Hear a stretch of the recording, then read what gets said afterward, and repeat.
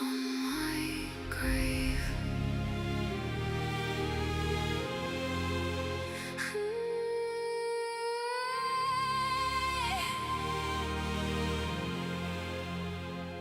I painted all my sunsets on cheap motel room walls. Played empty little coffee shops where nobody cared at all. Spent my youth on broken strings and notebooks stained with rain. While everybody chased their dreams, I was starving for my name. Mama said keep going, Daddy said get real, but art was the only thing that ever made me feel. So I kept creating even when no one looked, pouring out my soul like a half-finished book. Don't put flowers on my grave, sing the songs they never heard. Call me genius, way too late. Finally hang on to my words. When I'm dust beneath the stone, suddenly they'll understand every line I bled alone, every time the shaking hand. Funny how the world decides you were worth something someday, only after your heartbeat fades away.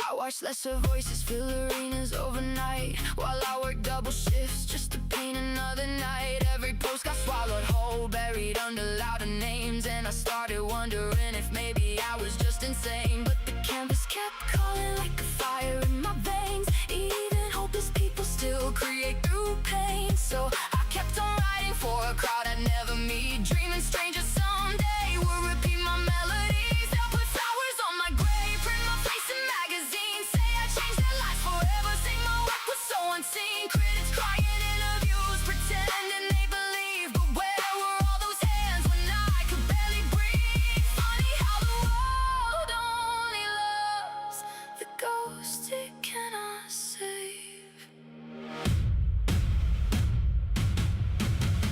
And maybe somewhere years from now, a lonely kid will hear my song, feel understood for the first time, like they finally belong.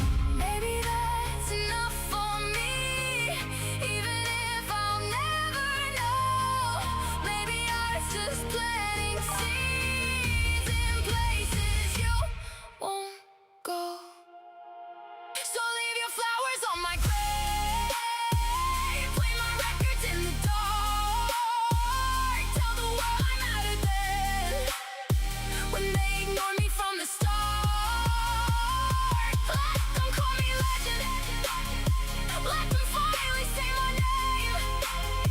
But it's cruel the way the spotlight only shines upon the pain.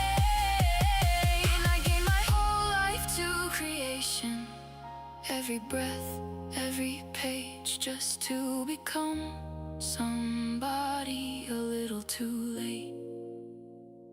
And the saddest thing about it, I would still do it all again.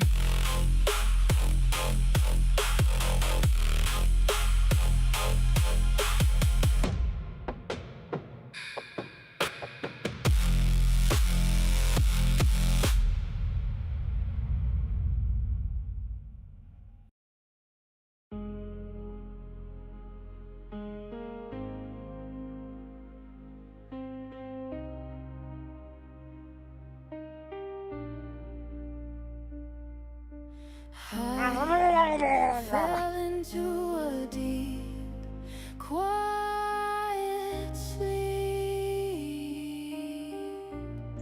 Thank you, Whimsy. Welcome.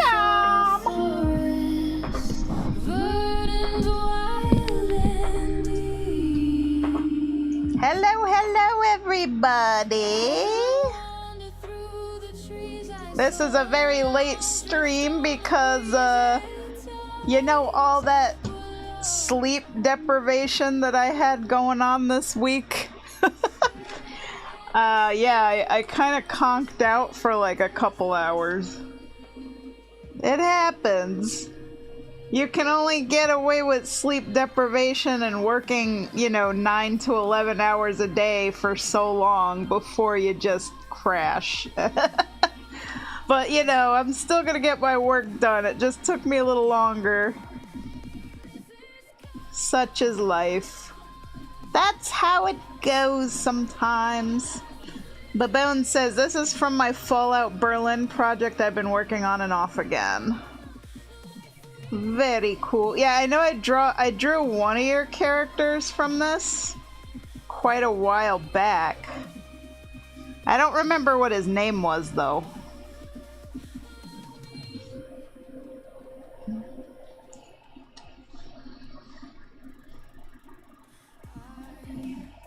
Do do do.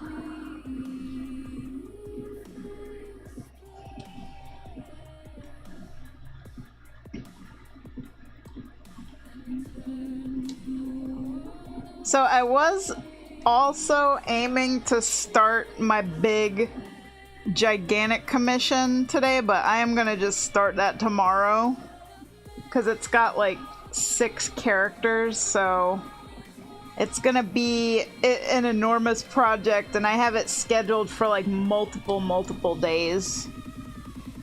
But my goal was to like get the rough sketch going, and then I'm going on vacation this next week coming up.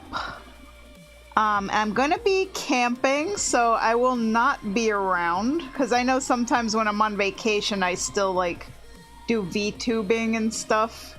I just don't do art commissions. But yeah, I will be in the woods, so there will not be any streaming, any art. But I will take lots of pictures, and you know, my hubby, he got me that camera lens that I've been wanting for years that can take really good pictures, like of the bald eagles and stuff, like far away pictures. So I'm like really excited about that. So I'm gonna bring that lens with me and see if I can get photos of bald eagles or deer, you know, any animals that are out in the distance. I'll be able to photograph them without disturbing them, because they won't even know. It's a telephoto lens. I could zoom in.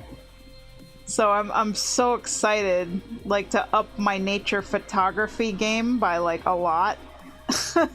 So this is gonna be absolutely awesome.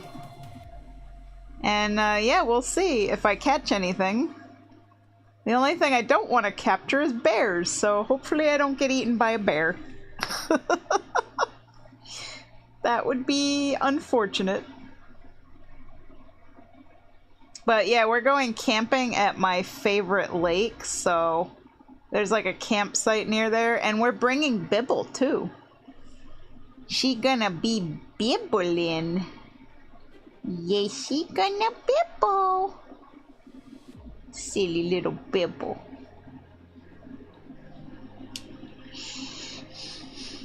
Alright, let's read. Rosa Klebb is a soldier in the Spartacist communes. Spartacist? I don't know if I'm pronouncing that right. Which is a collection of small towns, army bases, farming communities, mines, and survivor enclaves across the former German Democratic Republic, or as we'd call them, Communist East Germany. The second try was the right pronunciation.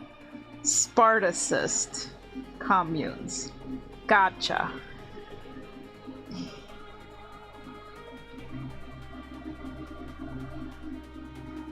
Gotcha, gotcha.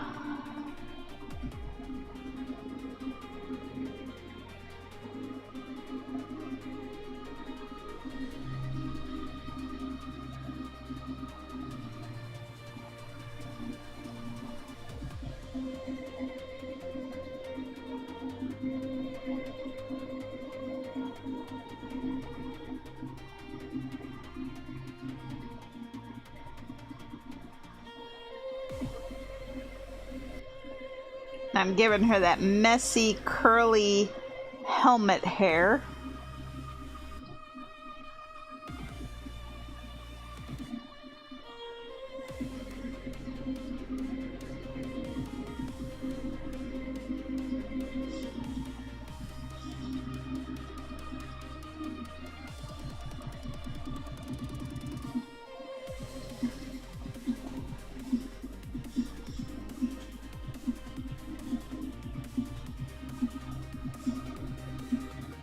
Also, apologies for my air conditioner being on. Again, it's just really humid, so if you hear it, like the rumbly noises through the microphone, it's so I don't die in here. You know how it is. I gotta stay cool.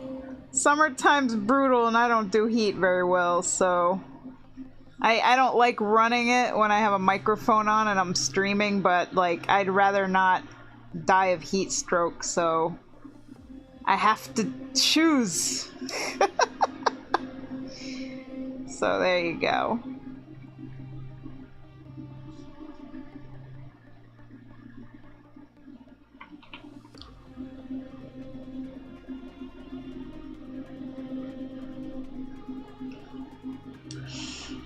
Let's see, scrolling. Okay, the communes are Marxist in ideology, having been founded by low-level functionaries, military officers, and educators who survived the Great War of 2077. Gotcha. Now the question I have, is their society, like, doing okay, like, thriving? Like, are they doing it the Marxism right? Because, you know, or are they like in like a oppressive dictatorship? Because you know how everybody says like the idea is nice but it's never done right, because you know there's always someone who gets greedy, somebody in power, and they just, you know, they bask in the wealth while everybody else is in poverty, kind of thing. Kind of like, you know, what happened with Pol Pot and well, pretty much every communist regime that there ever was. North Korea, you know, it's like, it's bad. Hello, Blaze. It's not oppressive yet. Aha, aha. Gotcha, gotcha. Because it'd be interesting to write a story about, like, how it could actually work if it was, like, done right. That'd be cool. Whoops, hang on, I'll allow that. Previously, they were able to limit the number of dick bags in office. I think I had dick bags as a word that Twitch blocked, but I allowed it. But lately, some hardliners who hew closer to pre-war East German government.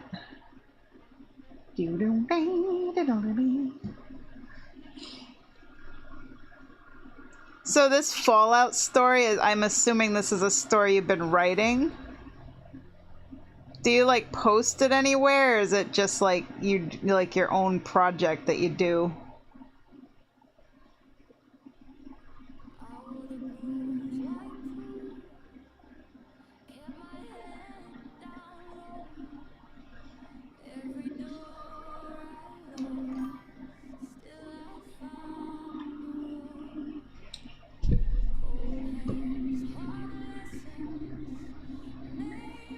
That so far just something.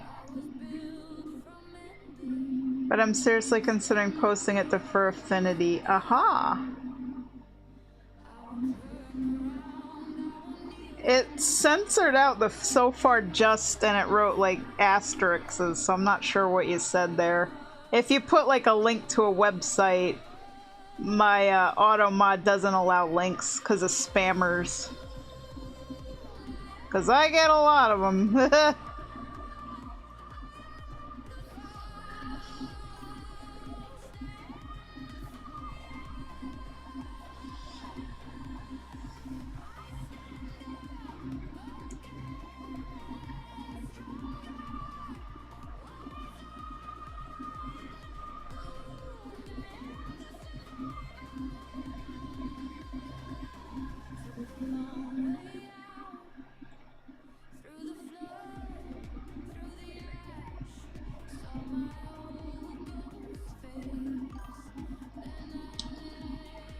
It's a writing site mostly focused on alternate history, stuff like Man in the High Castle, For All Mankind, that sort of thing. Oh, cool.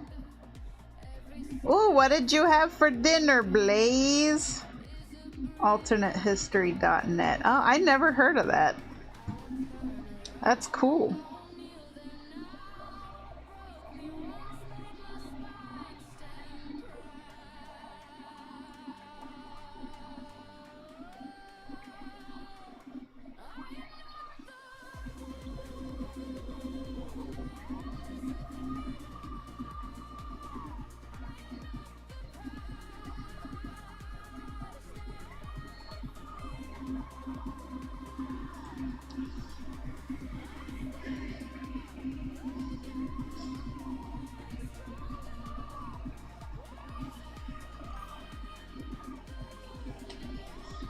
Velveeta skillet dinner, chicken, bacon ranch with corn and peas. Oh man, that sounds good.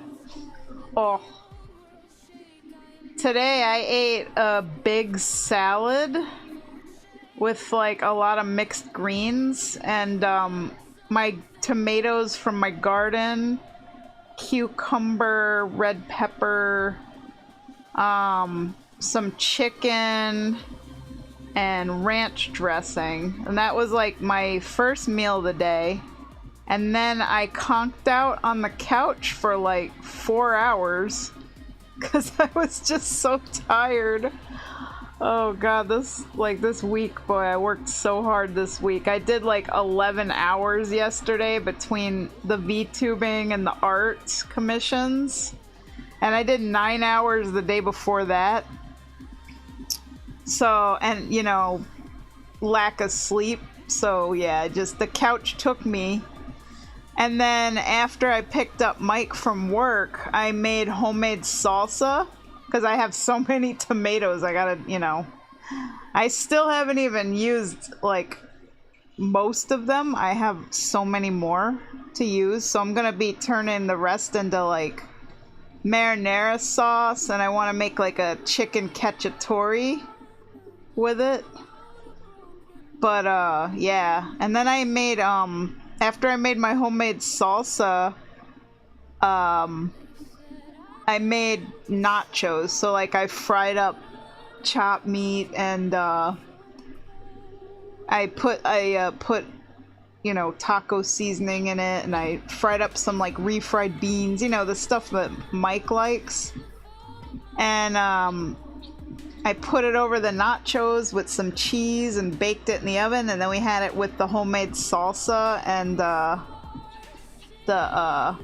sour cream. So that was my dinner. That was really, really good. I love homemade salsa. It knocks the socks off of anything you can get in the store. And, you know, I like Tostitos salsa, but, like, oh, man, homemade just hits. With the fresh cilantro and everything. Oh, so good. And it does last a really long time in the fridge, too. Like, I have it in a mason jar, and it keeps really, really well. So, now I got plenty of salsa.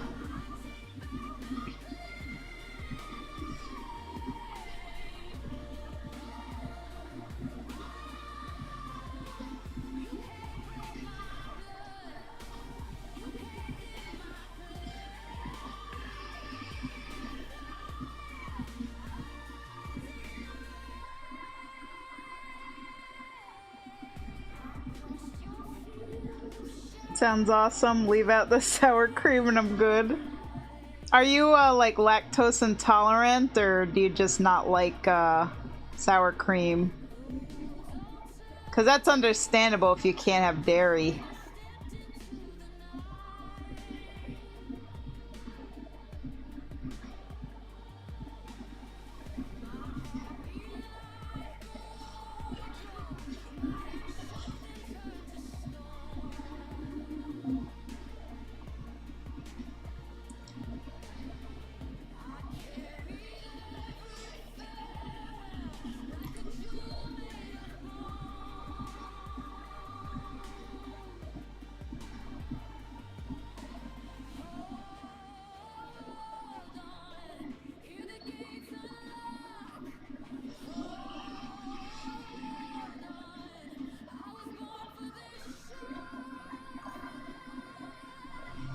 No, I just don't like the taste of sour cream, which is weird considering I do like sour cream and onion potato chips.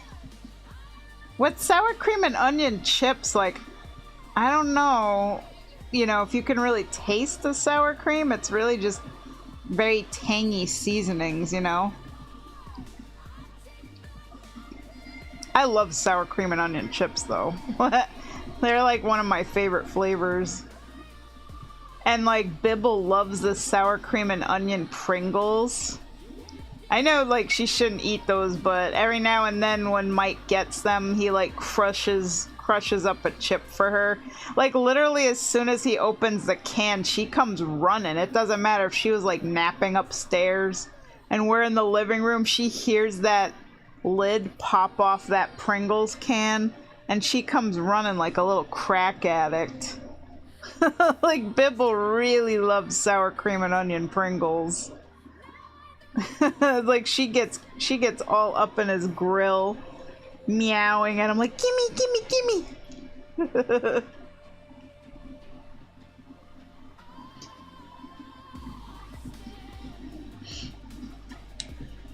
Let's see, Baboon Road.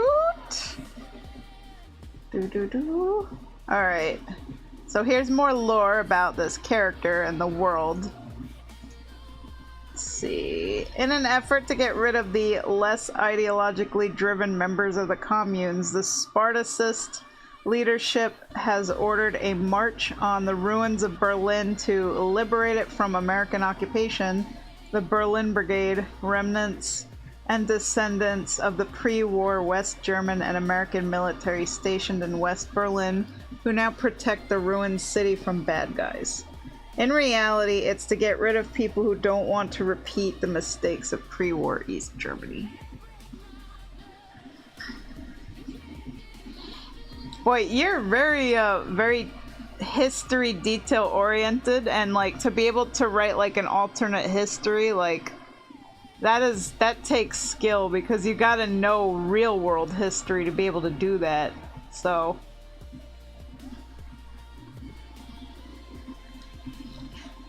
because elements of the pre-war East German government have survived, specifically the Stasi or the secret police. Aha.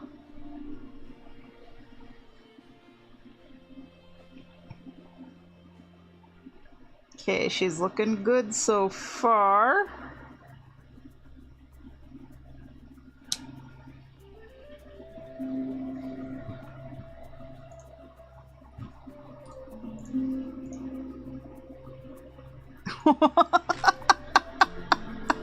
Oh my god.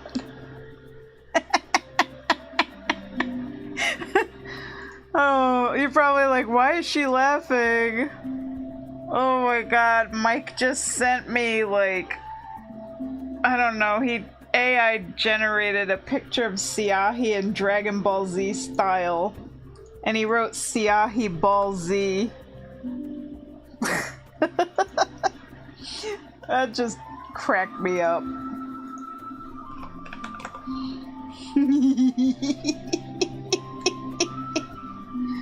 Oh god, that's a scary Siahi.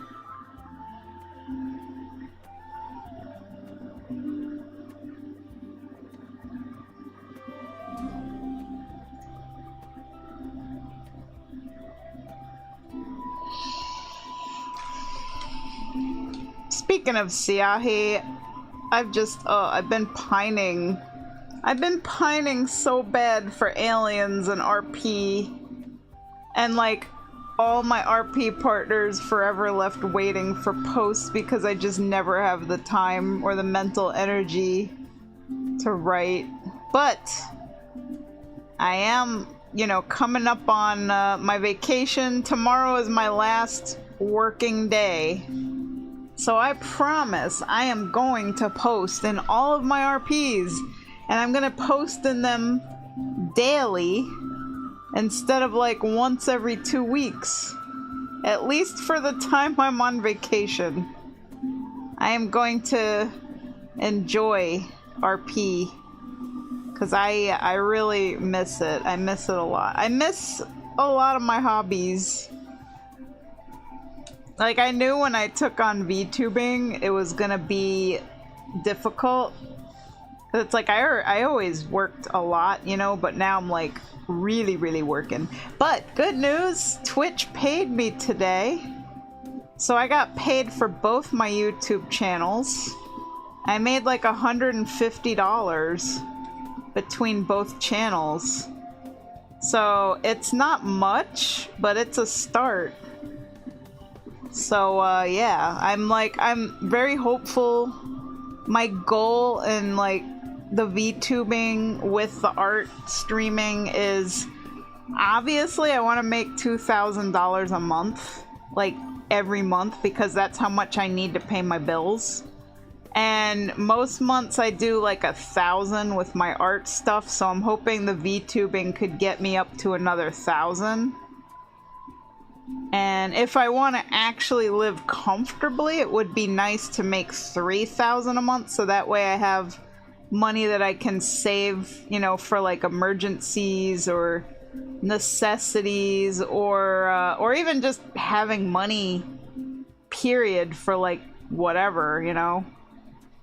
Like I want to, you know, go somewhere or do something. It'd be nice to have a little money that isn't just for bills, because that's kind of how I live. Like every cent that I get paid just goes straight to the rent and the bills, and not really anything else. Groceries, you know, like necessities of life. I don't really have money for literally anything else.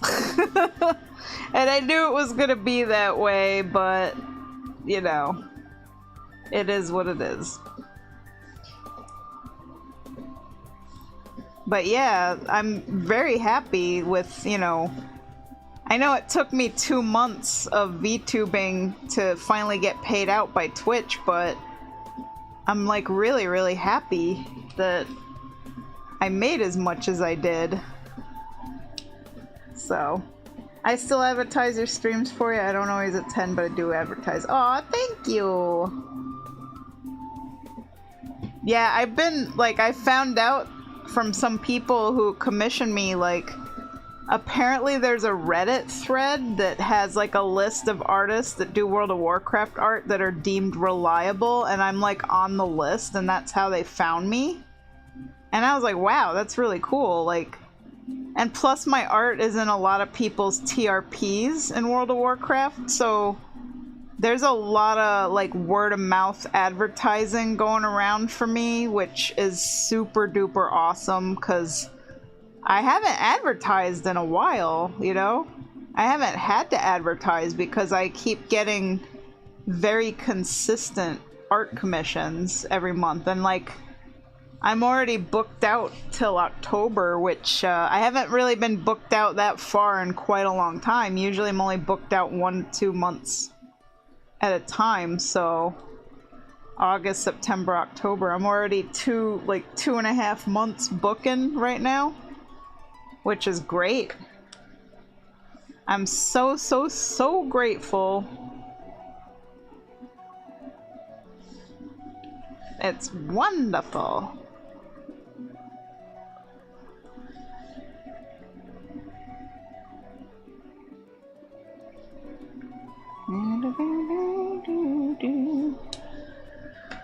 Let's see, we got some more lore here. The Spartacists have a lot of old East German Soviet military gear, including a fleet of helicopters they use for scouting, transport, and air support. Cool. Yeah, so if anybody's wondering, why am I drawing, like, the communist symbol? This is alternate history here.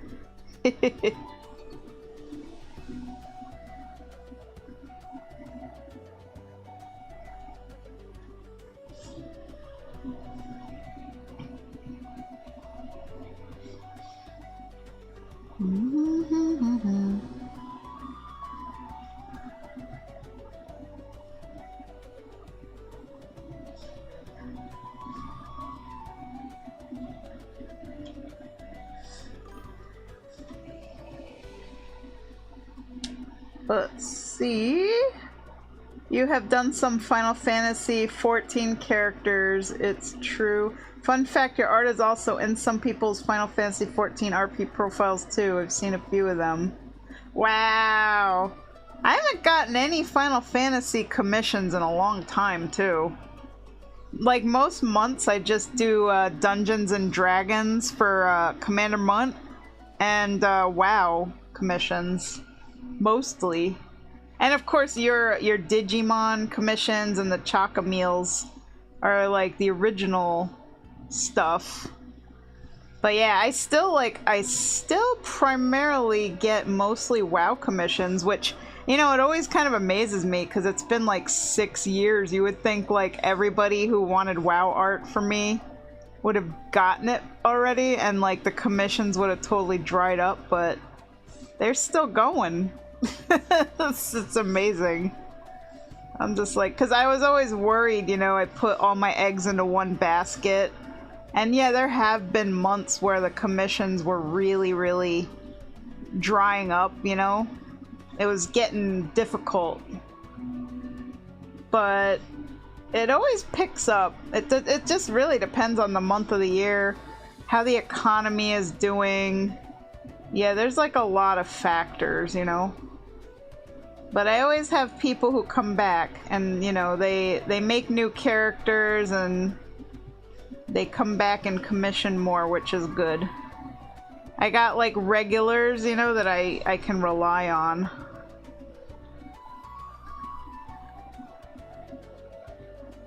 But that's awesome that my art is in Final Fantasy XIV too. Cause like I feel like I've done a few Final Fantasy commissions, but not nearly as many as World of Warcraft.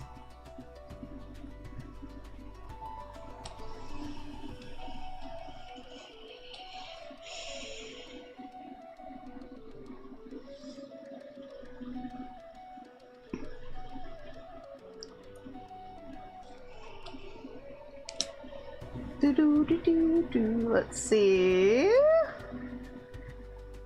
In universe, Rosa would be a companion for the player character affiliated with the Spartacus. Aha.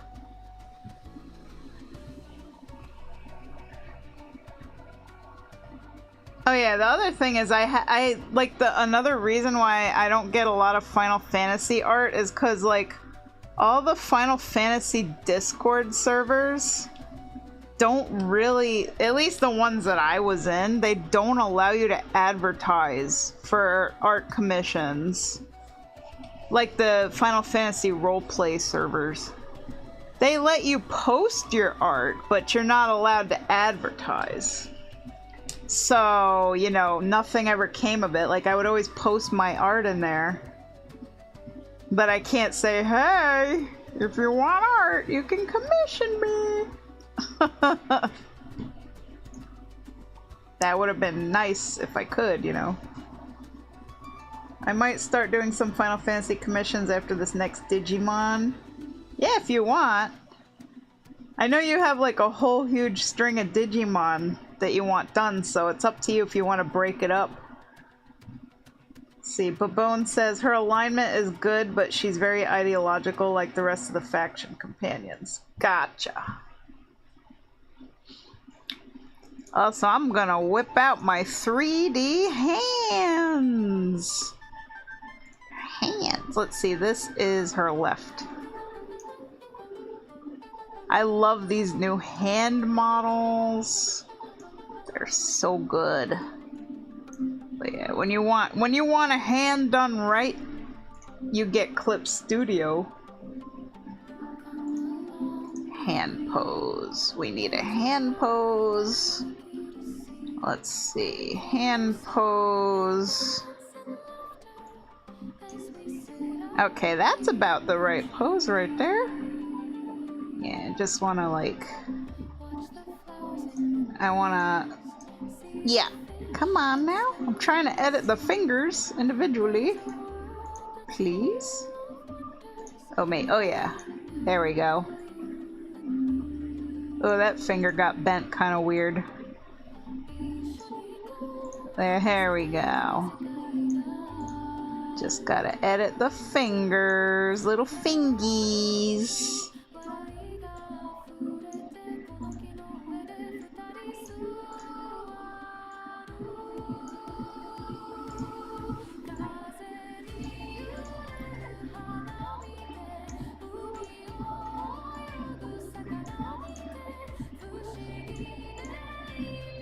There we go.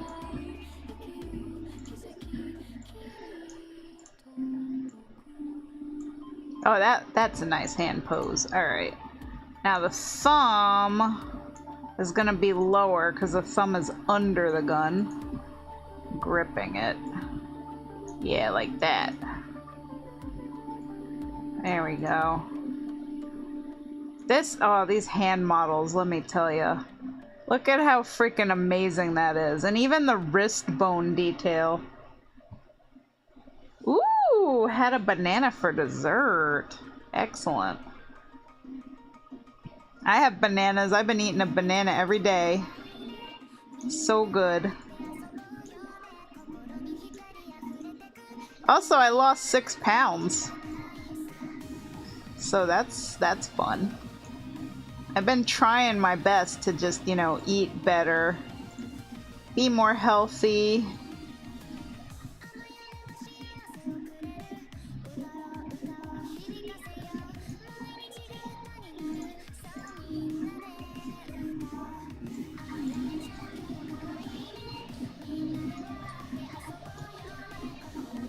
There we go.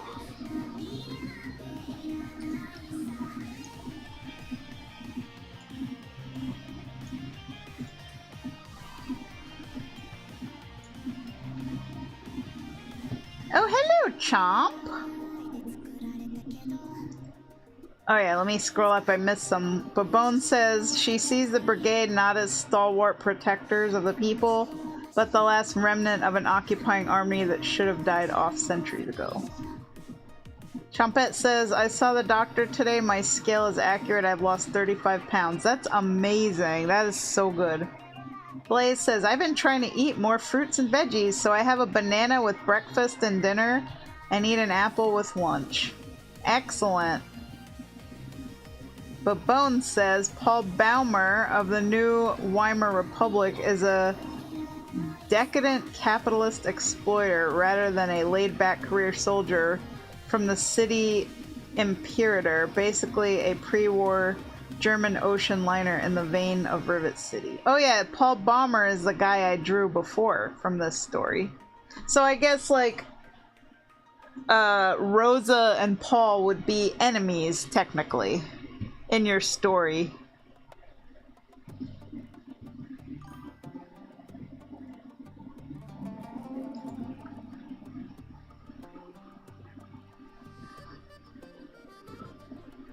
Alright, we need hand, we need delicate right.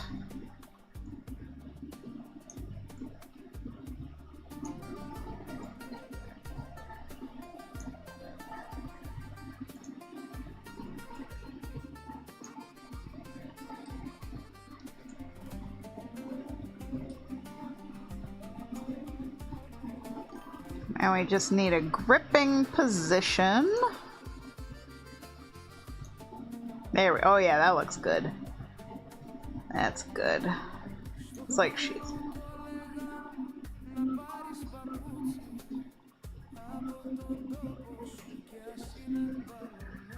Rasterize.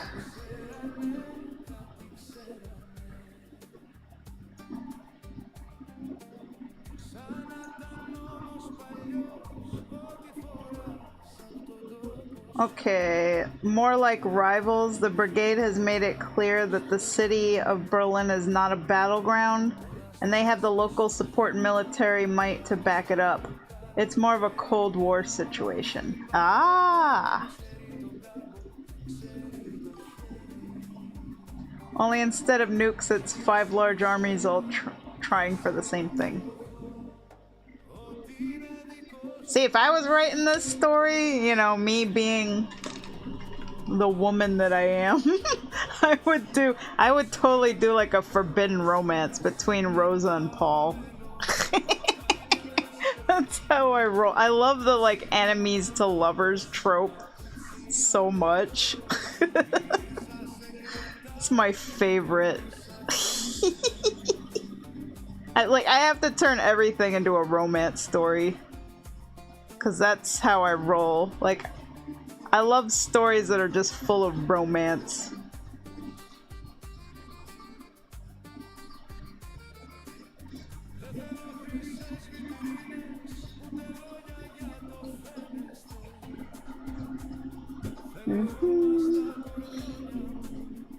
only faction who is doing any sort of fighting is the Fourth Reich, who are neo-Nazis at war with everyone. Ah! Yeah, they sound bad. Any kind of Nazis are never good.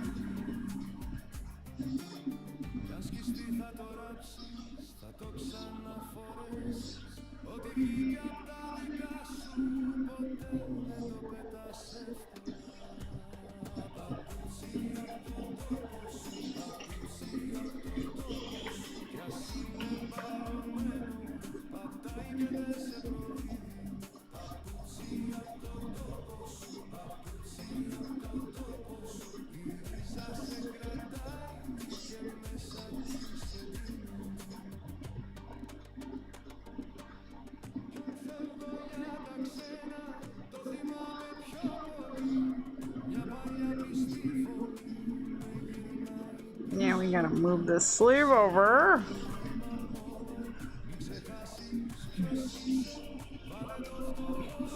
Oh, okay. Rose is a lesbian. Then not Rosa with Paul. That wouldn't work.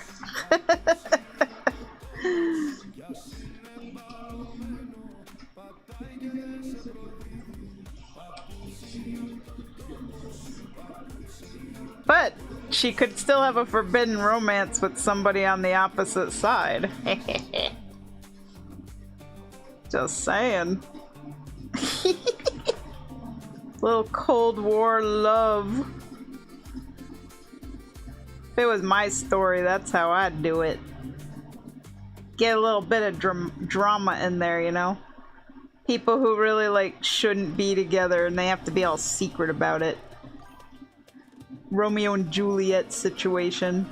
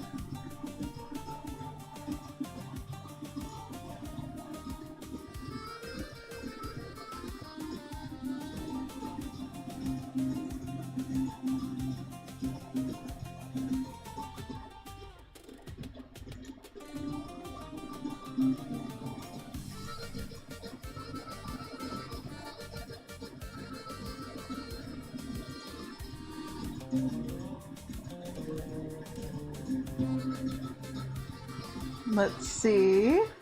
Part of her character arc would be meeting the other factions and forming genuine friendships with them. The whole theme of Fallout Berlin is unifying after devastation. The only true evil factions are the Stasi remnants and the Fourth Reich, and even the former is much morally gray compared to the latter. Welcome back, Blaze!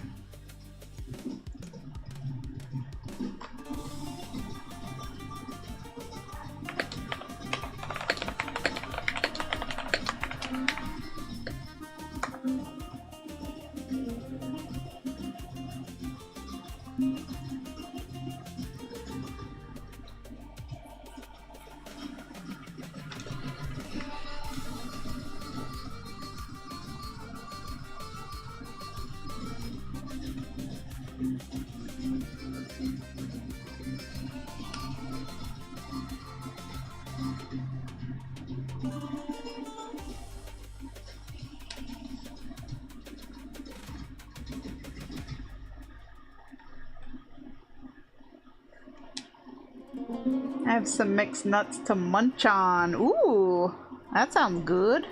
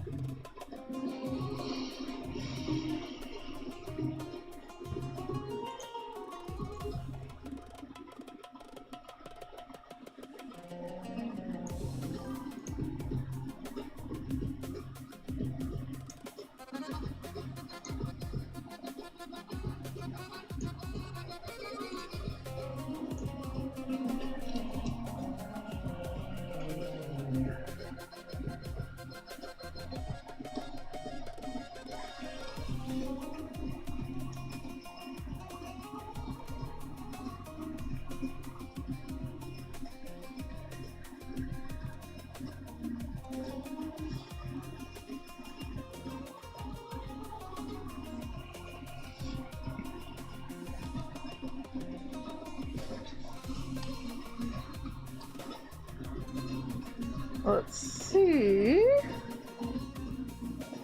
The Bone says it's saying something that the conservative, somewhat classist Kaiser Reich made driving the Fourth Reich out of Bavaria a top priority.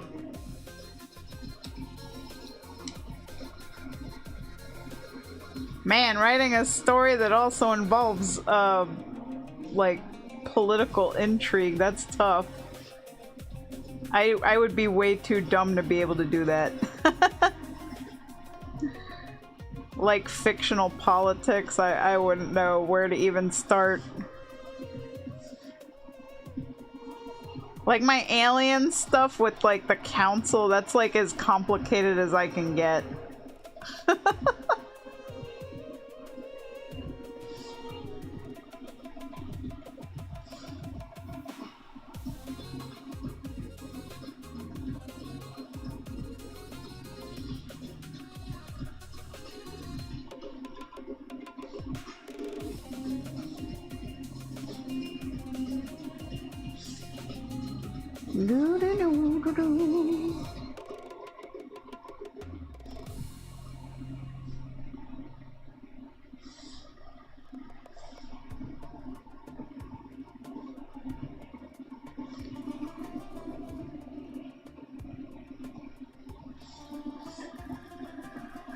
And why, yes, I am tracing this gun because I cannot draw things that's complicated without tracing it.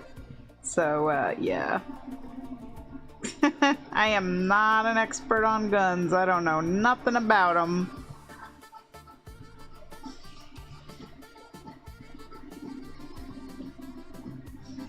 And drawing them is hard.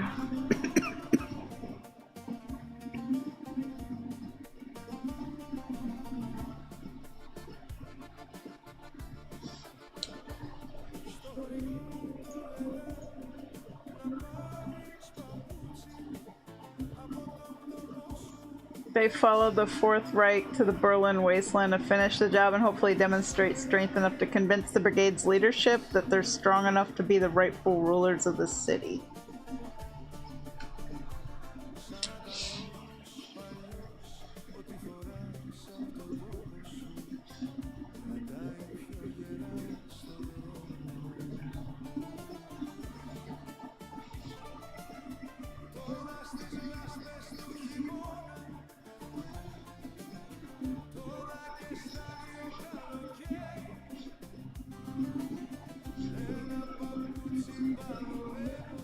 Man, these things are so complicated. Like, look at all this stuff. Like, what is all this? All these metal pieces and screws and... just crazy, man. Like, I don't know how people ever invented any of this stuff. Like, the engineering that goes into this. Like... to make the metal into all these shapes and screw them together just right and make something that works. I am not that smart. But when I look at this stuff, it just blows my mind. I'm like, how did humans make this stuff, you know? The Bone says, see, that's why all the factions are in Berlin. The Berlin Brigade will only relinquish control to a nation that can demonstrate that it has the strength to protect the people of Berlin. Aha!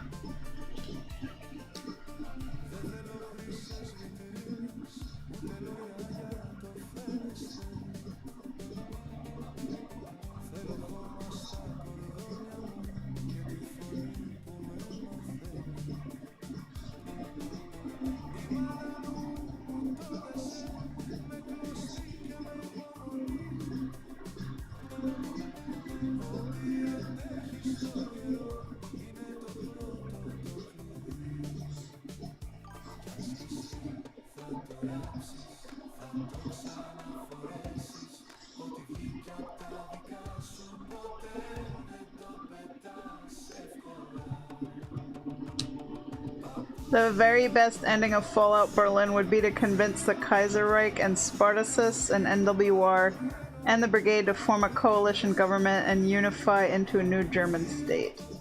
Aha!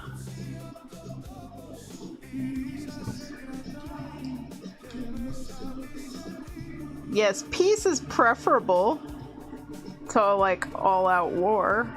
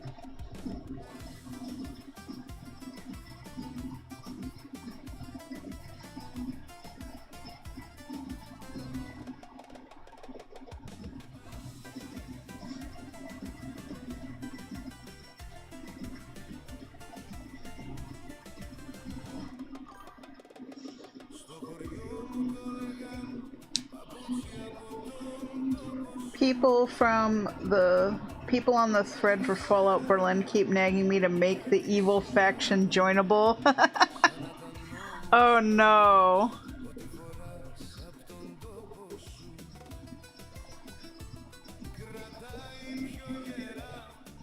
Wait, so people want to like RP as neo-Nazis? I don't know, man.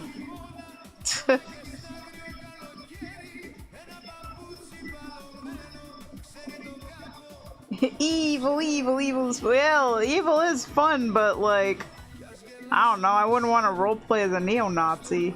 Like, I'd rather be a fictional evil, you know, and you can like, you can make up stuff, right? I mean, I know a lot of fictional evil characters, like Magneto, for example, like, you know, they're very much based in, you know, history ideas, even though they're still fictional. I play Amani and start fights. Started one today. I'm like, one faction's literally Nazis and the other is hardcore Stalinists. I know, it's like, it's kind of weird. People are like, I want to play that. I mean, I know it's not real, it's a story, but like, you know, it's a historical fiction kind of story, so like, I don't know. Why would you want to play a Nazi or a Stalinist? That's like, I want to play the Khmer Rouge Pol Pot regime and murder millions of people. Like, I don't think I'd want to roleplay that, you know what I mean? Like, or like, I want to be a North Korean dictator in a roleplay. Like, no.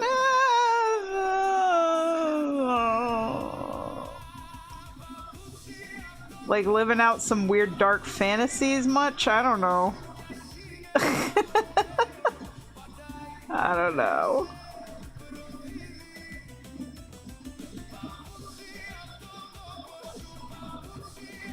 Like, what would it be like to play a tyrannical dictator?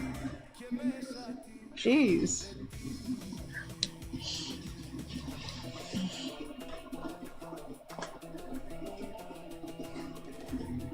Let's see. So yeah, the Nazi Stalinists are joinable, but joining them really tanks your reputation with the other factions. And the Fourth Reich companion will literally go off and shoot anyone who isn't Fourth Reich. Oh wow.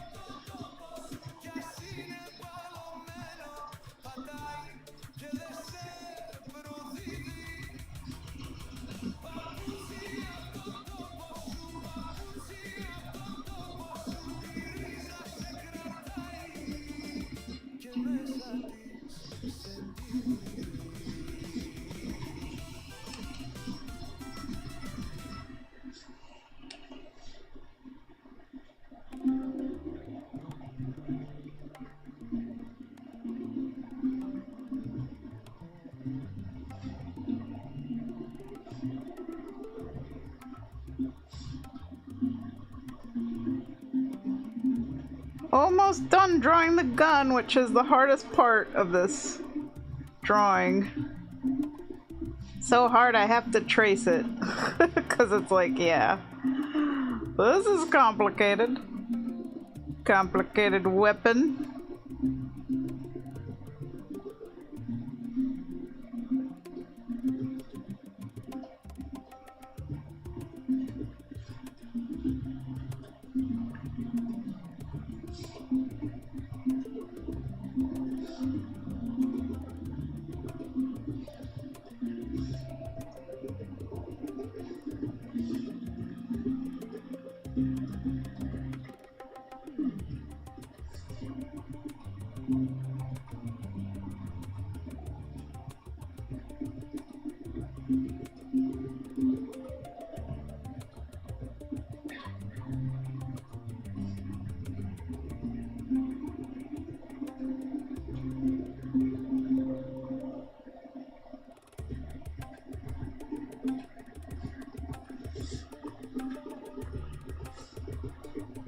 What in the world is this for? Is this for putting like a scope or something?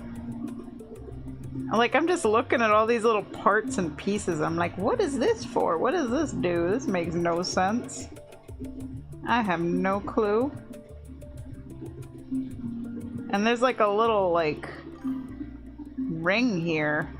Like a key ring. What's that for?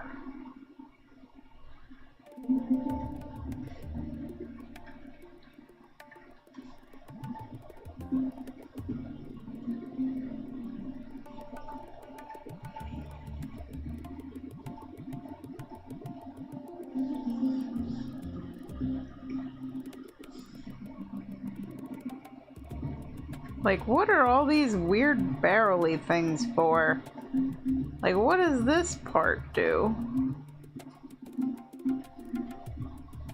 How does this barrel have anything to do with that barrel? It's like when I draw stuff like this, like the one time I did a commission, I had to draw motorcycles, and it's like, there's so much complicated little mechanical doodads everywhere, and I'm just like, what? How does this work? What does this do? What is the function of all these things? Like, I know the main barrel is where the bullet goes. The chamber, or whatever. It's where the bullet comes out of, but like, what are all these other little things? What purpose do they serve? How does this work?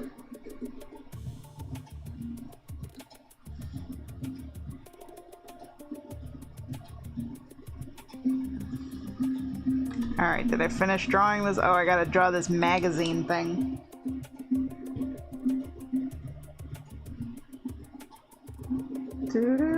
Oh, hang on, let me scroll up here. Don't get people who want to play kill them all characters. Yeah. Like, I know the Fallout games have that, but I've never played them that way. That's the iron sight. What you use instead of a scope, the rings for the straps, I believe. You should watch Zach's gun rants. They're hilarious. Huh.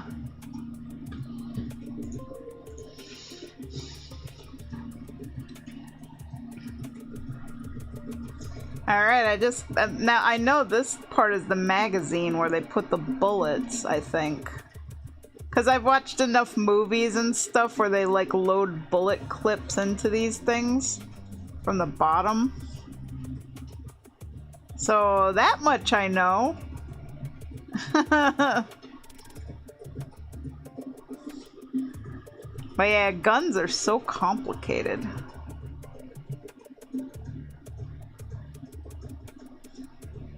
So very complicated. Alright. Okay, the gun is traced. The hands are traced. And now I can finish the rest of the sketch. Look at that gun. Doesn't that look glorious? Totally 100% accurate. It's the magazine, not the clip. My dad has repeatedly drummed this into my head over and over and over again. Okay, so what is the difference between a magazine and a clip? Because like I said, I don't know anything about guns, so you gotta educate me.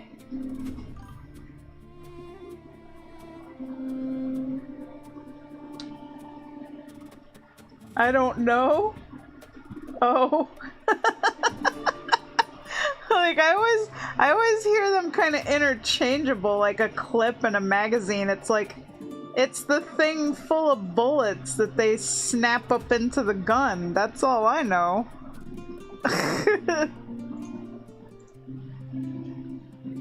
I mean, maybe a magazine is for a large gun and a clip is for a handgun. I bet you that's the difference. If I had to take a wild guess. Because it's like, I guess. Yeah.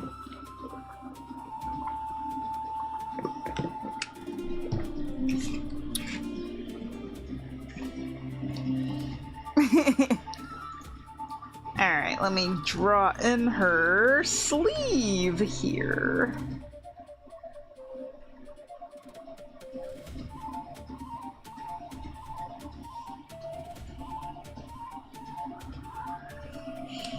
It's amazing just how many things there are to know in this life, in this world, and how many things we just don't know.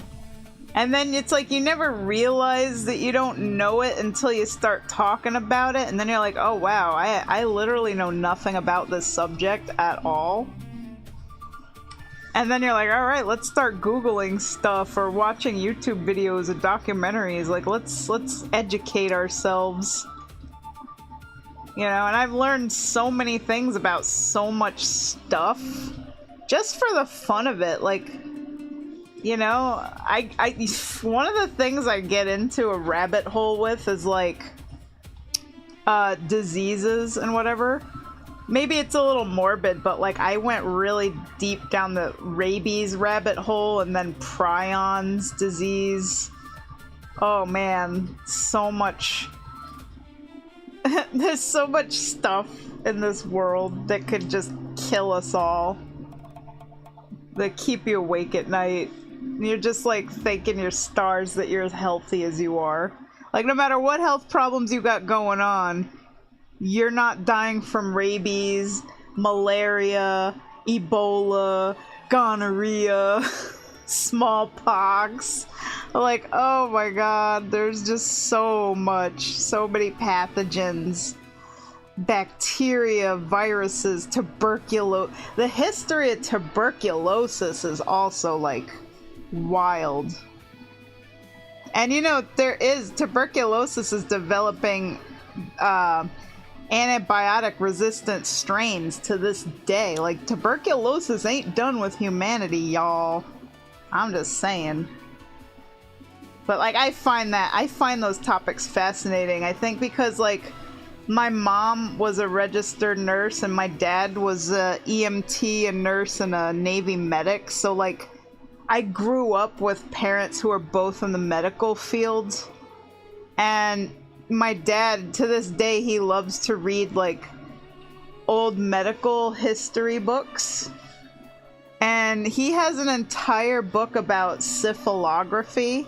So if you don't know what syphilography is, that's basically, there were people who their whole job was to try and cure syphilis, but there was no cure, obviously. This was before antibiotics. So they had this entire book on all this detail. Like they would use arsenic and syringes and they would inject arsenic into people, but they had to do like just the right amount. And like the syringe had to be just perfectly sharpened, and you know, there was like a whole insane level of detail to this. And then at the very end of the book it says, and then penicillin was discovered, and literally overnight every single syphilographer went out of business because penicillin cured syphilis. So that's it. That's the end of their story, you know? All this insane stuff where they had to like poison people to try and cure them. Yeah, wild.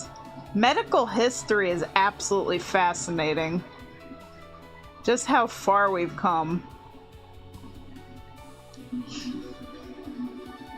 So yeah, I like watching, you know, documentaries about diseases. Like the influenza of 1918, oh my god, that one was horrific. Because it took out young, healthy people because the cytokine storm that they had was so severe. So it was just really, really bad. And it was happening during World War I, so that was like even worse, you know? And then, you know, my dad would read the medical history during trench warfare in World War I, and like there were lots of rats in the trenches and fleas, so like there was so much disease. And I think they also had a lot of oh god, what is it? The dysentery was a really big one in the trenches too.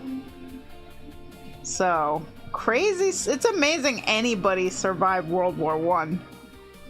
That was a really horrific war, especially with like the chemical warfare and like the development of like mustard gas and all that stuff. Oh man, crazy bad. And my dad said that a lot of the mustard gas got dumped in the ocean because, you know, they realized they couldn't use it because mustard gas will soak into concrete and it'll basically like be there forever. Like if they dumped like mustard gas on a city, you would have to, it would be as bad as like a radioactive attack kind of thing. Because the mustard gas would be degassing out of the concrete forever and just perpetually burning people and killing people. Like, it's that horrific of a chemical that they had to, like, literally decide not to use it because they would actually ruin these cities, like, forever. So, that's pretty horrific stuff. My dad bought a book, it was like $89. It was called Chemicals in War. And it gave like the whole history of it. He's got a lot of these books. Like pretty expensive, you know, war medical history books and stuff. Yeah, so when he dies, I'm gonna inherit all those books and,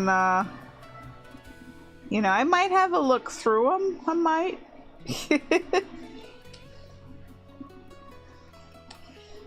He also has a lot of old surgery textbooks too, like the very first surgery for like repairing arteries, like how to suture two pieces of an artery together.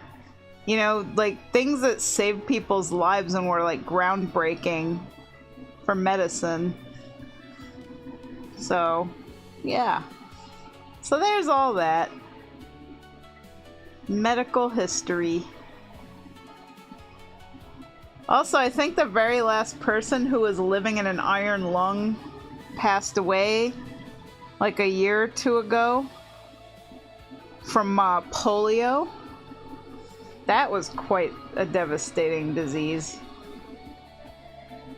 But they came out with the vaccine and cured polio, thank goodness. But I can't imagine, you know, someone having to spend their whole life in an iron lung, but they did. Crazy as it is. So thank your lucky stars, guys, that we have vaccines and antibiotics. Modern medicine. I mean, it ain't perfect, but it's a lot better than if you went back to the time where you literally, like, if you're just cutting vegetables and you accidentally slice your thumb open, you could get sepsis and die because there was no antibiotics. So you're just cooking dinner and you die. Like, you know, that's what happened. It was just nuts.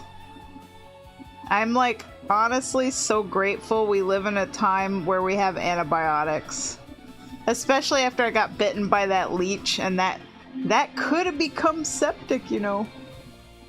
It became cellulitis. It could have been a lot worse. So thank God for antibiotics. I'll say it again.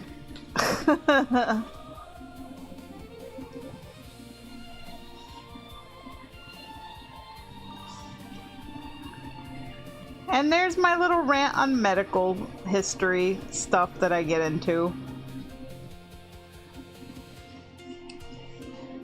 This is why I look at people who have an overly romantic view of the past with side eye. Like, no, we don't work harder than medieval peasants. Who the heck thinks we work harder than medieval peasants? Oh my gosh. That's crazy. Like, we in our modern times, we have more convenience and we have it so much better than any other time in history for the human species. I mean, we have like automobiles, we have heating and air conditioning and electricity and clean running water that comes right out of a faucet. You know, in the medieval times, they mostly drank mead and alcoholic beverages because their water was literally a death sentence. Their water was polluted and filthy, and it would just, you know, kill you if you drank it. Like, they didn't know how to sterilize water. Like, and not to mention the shelters that we live in. And also, did you know that back in history, almost everybody had body lice? Like, and that the bubonic plague was actually spread more through body lice than even through fleas from infected rats. It was the body lice that was in the people's garments and, like, linens that kept reinfecting people. So, yeah, like, and everybody had parasites back then. You know, like, literally everybody probably had intestinal tapeworms, and we really do have it way, way better than all of our ancestors. It's actually kind of a miracle that we're alive today, considering everything our ancestors had to survive, you know, to get us here. Honestly. They had to survive parasites, plagues, extreme heat, extreme cold. I mean, and if you go even further back, like, go back to, like, the cavemen times, man, you want to talk about roughing it and survival? Holy cow.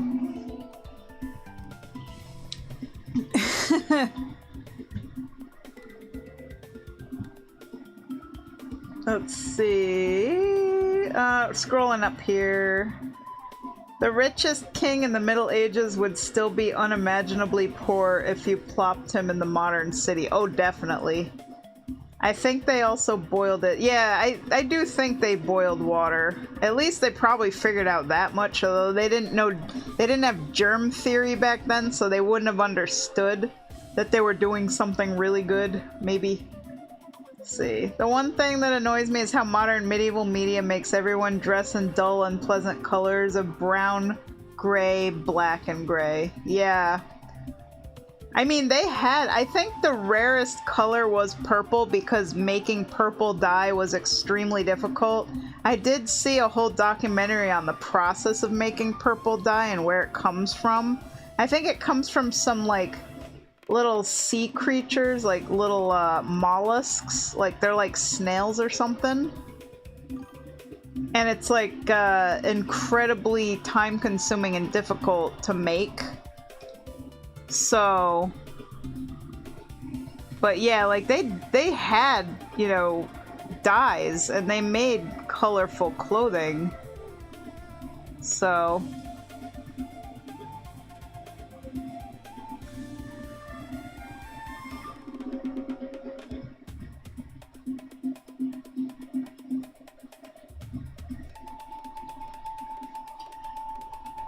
Let's see. Purple was reserved for kings and nobility and the clergy because it was so expensive. Yep.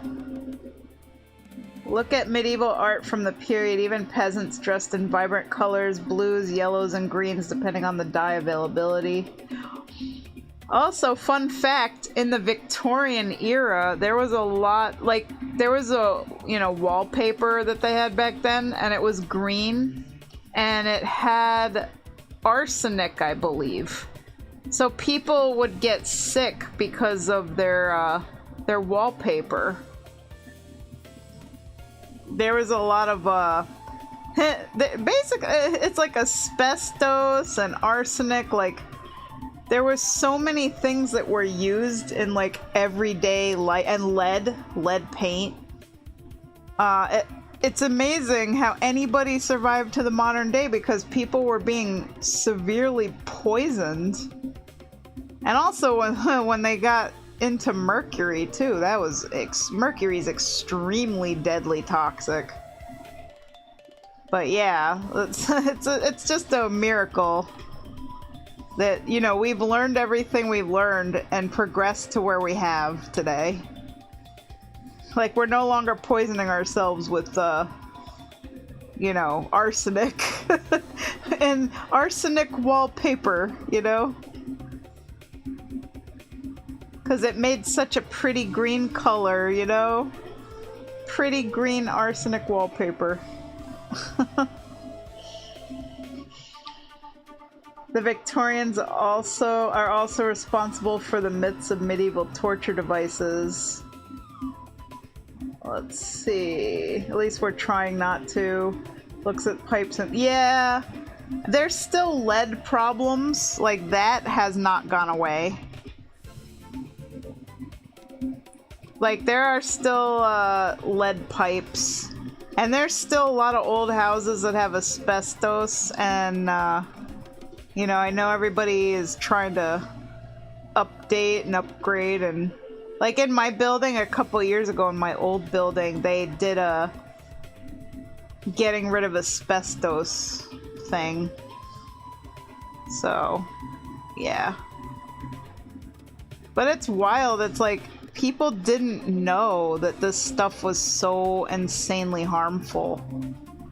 Like in The Wizard of Oz, there's a scene where, like, they literally dumped asbestos on everybody as, like, snow, you know? But it's like, that's not snow. That's asbestos, and now you're all gonna get mesothelioma.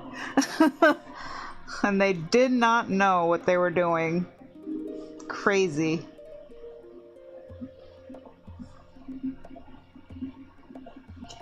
Fun fact, humanity has a remarkable poison resistance because half the stuff we eat is very, very toxic to other species on this planet.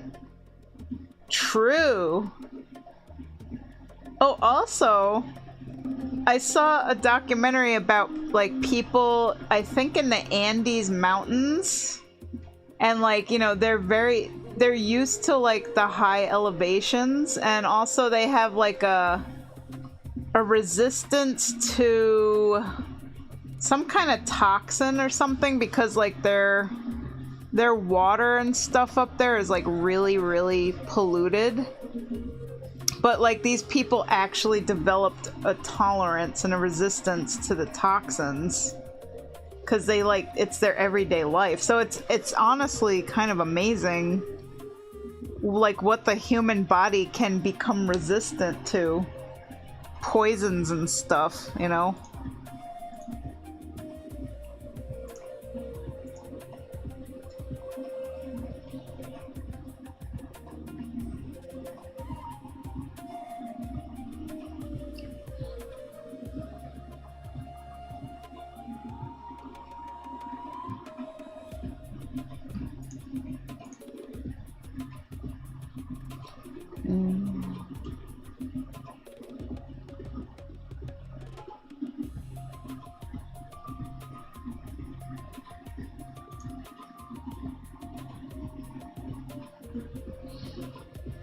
Alright, now I gotta just thicken up the lines, do the sketchy shading lines, write her name, sign it, and do my little background bubblies. So we're almost there.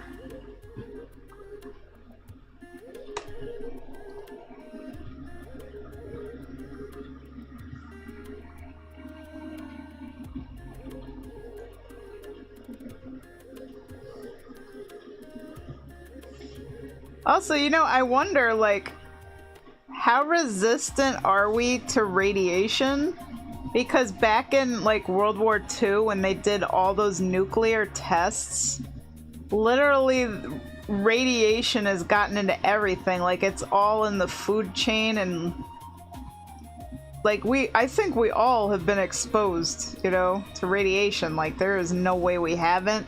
Because it's not exactly like that stuff just disappears out of the environment in a short amount of time. So it's like, are we resistant to it, or are we all just slowly developing cancer throughout our life because of the radiation poisoning? Like, in our food and in our water and in the soil, you know, in the air. Because that stuff's got consequences, you know?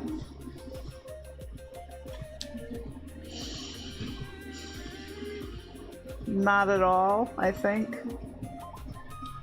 I mean, like, one of the things that happened was, like, I don't remember when, but there was, like, a cloud of radioactive fallout stuff that went all the way across the country and dumped itself onto Albany, New York, and, like, the area I live. And it was, like, a huge disaster. All the way from the tests out west. So this stuff did travel. It got into the soil, it got into the environment. So, you know.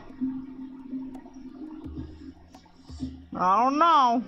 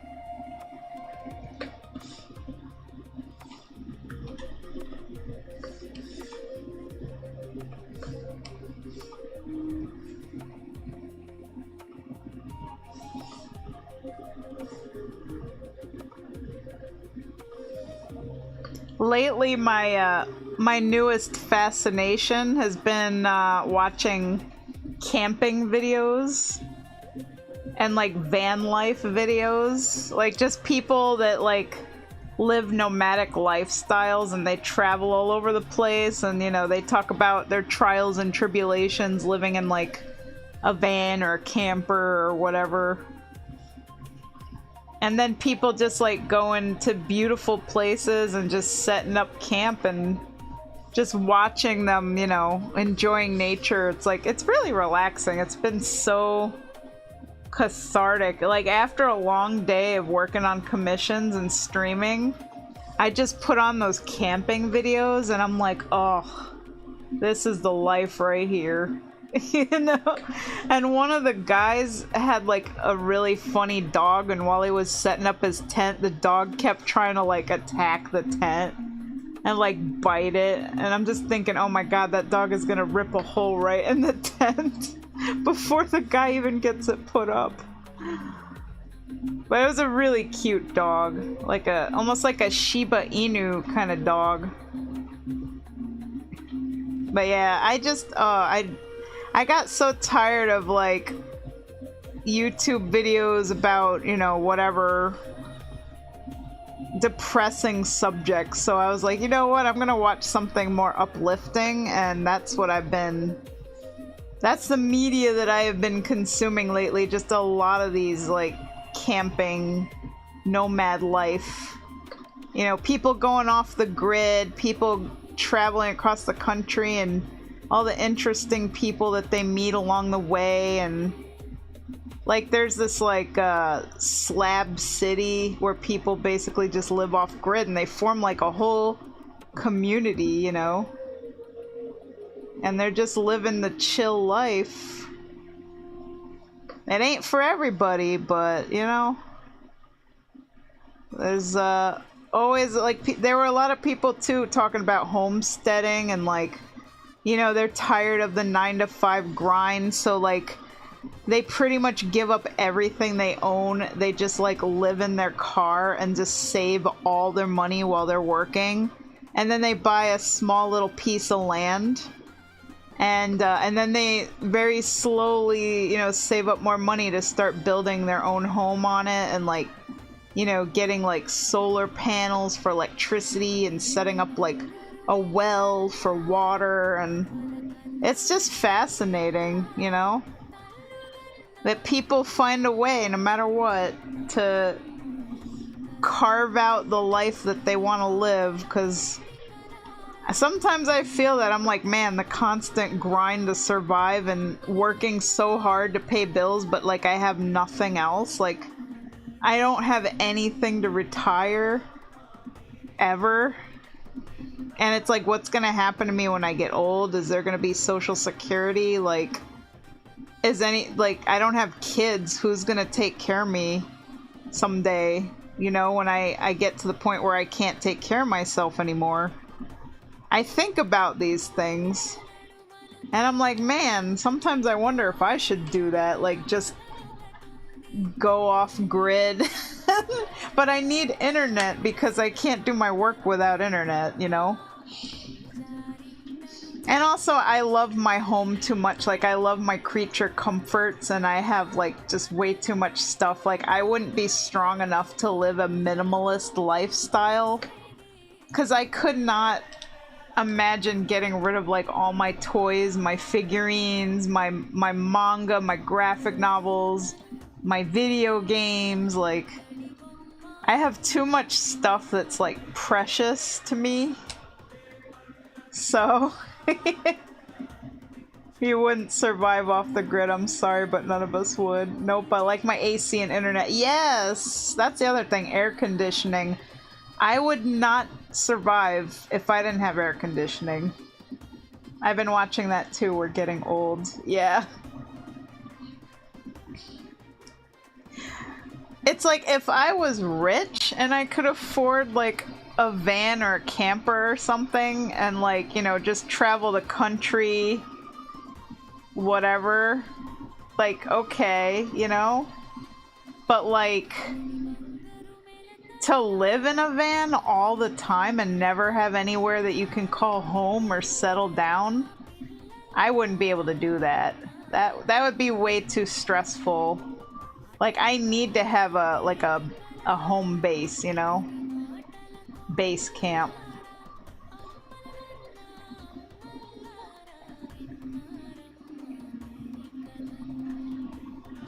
Having been homeless twice in my life, do not buy into the live off the grid stuff. It is hell. Yeah, it is. It's hard.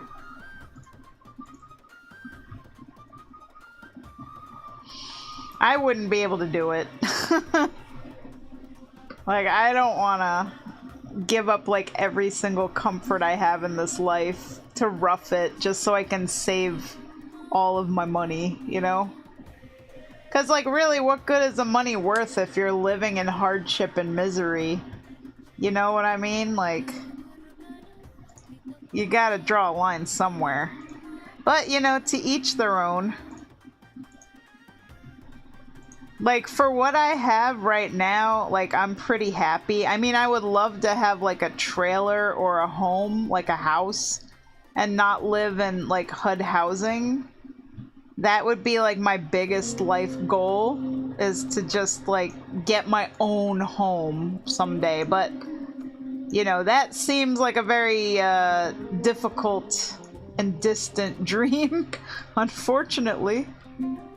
But, you never know. Maybe someday I'll be able to achieve it. And also, I'd like to have a little bit of money so that, like, when I'm old and I can't take care of myself anymore, I have money for, like, I don't know, cremation or whatever, you know, retirement or something. So that, like, I don't want to be working until I'm like 90. You know, or like when I'm blind and my hands are full of arthritis and I can't draw anymore. It's like, what am I supposed to do then? You know? Like, I'm gonna be 40 in like a week or two. And I'm already halfway through my lifespan, so like now I gotta start thinking about this kind of stuff, like, because I only got so many more years left in me to work, you know what I mean? So, oh god. What do I do when I'm old? And will I live to be old? That's another thing. But that's, you know, that ain't in nobody's control, how long my lifespan's gonna be. I try to eat healthy and live a good life and try to keep my stress levels down. Because I do believe stress is like the worst thing. It is the ultimate killer. So we gotta try not to be stressed out and be happy people, you know? Or at least don't be like super morosely depressed all the time. Find happy, good things in your life as best you can. Let's see here. Chompette says, if I was younger and well prepared and not a kid, sure I could do it. And no kid, didn't have a kid, yeah. But Bone says, I'm under the illusions as to my usefulness in the actual apocalypse. The most I can hope to do is die in a pose that confuses future archaeologists. I like that. That's funny.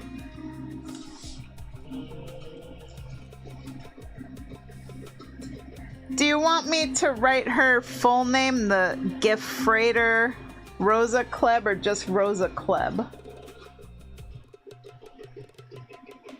And I gotta do the sketchy shading lines and a signature. I'll put my signature down here. Just Rosa Klebb, okay.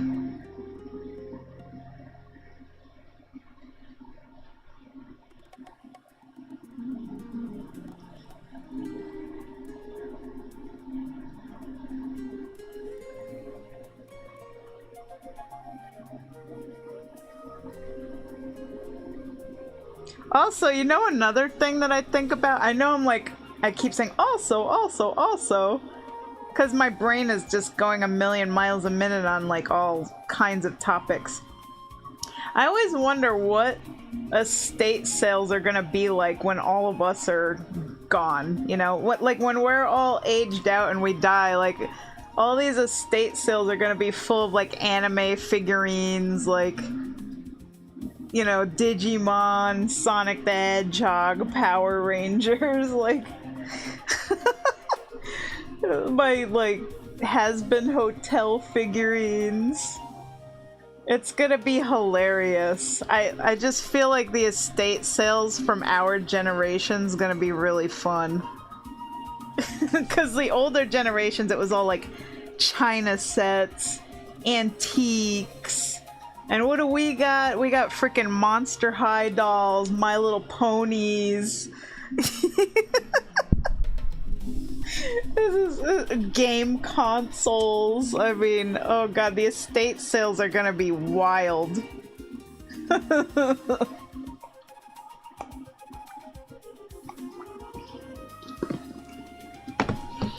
And maybe even like our old gaming PCs, like, just think of it, all of our PCs are gonna become some kind of weird, like, technological antique someday. Like, they're gonna be in a museum.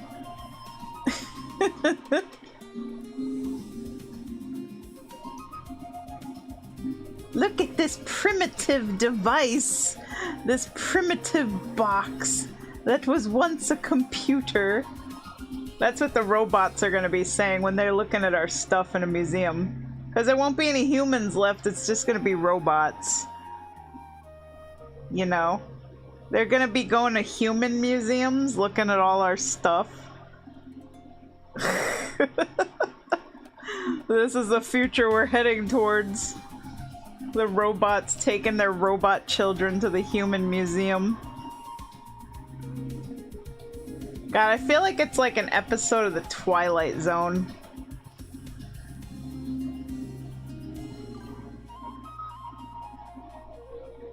Fun fact, the original Nintendo Entertainment System is displayed in a museum. Ooh. Sweet.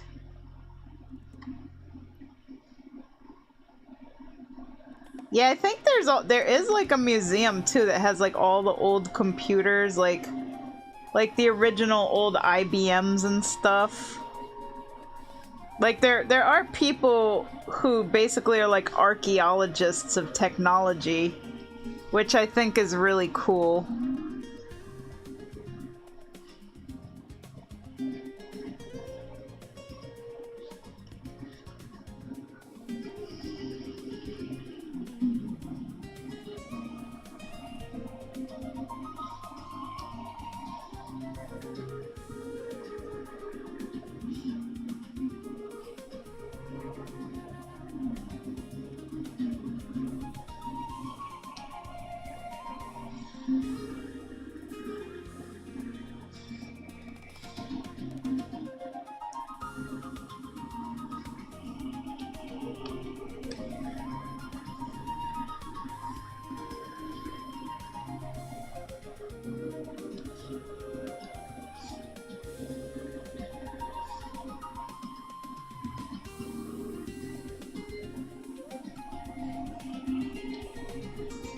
I just gotta do the sketchy shading lines and then she's done. I'm assuming you gotta work tomorrow, Babone, so I know you probably gotta be off to bed soon because it's already like 10:40 here. So I'm gonna try my best to get it done before you gotta go to bed. So I just gotta get the sketchy shading lines. Making a layer for it right now. Looks good. Alright. Yeah, I need to hop off for bed. That's what I figured. I knew it was about time you'd go to bed. Good night. I'll send you the file and the link when I'm all done.